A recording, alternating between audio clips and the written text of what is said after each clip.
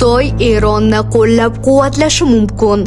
AQSh razvedka xizmatlari ma'lumotlariga ko'ra, Xitoy Eronni moliyaviy yordam ehtiyot qismlari hamda ayrim raketa komponentlari bilan ta'minlash imkoniyatini ko'rib chiqayotgan bo'lishi mumkin. Bu haqda bir qator xalqaro nashrlar AQSh rasmiylariga tayanib xabar bermoqda. Tahlilchilarning qayd etishicha, Pekin Eron bilan iqtisodiy aloqalarni mustahkamlashdan manfaatdor. Xususan, 2021-yilda Xitoy va Eron o'rtasida 25 yillik strategik hamkorlik bitimi imzolangan bo'lib, u energetika, infratuzilma va savdo sohalarini qamrab oladi. Shu bilan birga mutaxassislar Xitoy bu masalada ehtiyotkor siyosat yuritayotganini ta'kidlashmoqda. Sababi Xitoy import qiladigan neftning katta qismi Yaqin Sharqdan keladi. Shuningdek, Hormuz bo'g'zi orqali o'tadigan global neft savdosi Pekin uchun muhim ahamiyatga ega. Xalqaro ekspertlar fikricha, mintaqadagi keskinlik kuchaysa, bu energetika bozori, neft narxlari va global savdoga ham ta'sir ko'rsatishi mumkin. Xo'sh, voqealar rivoji qanday yakun topadi?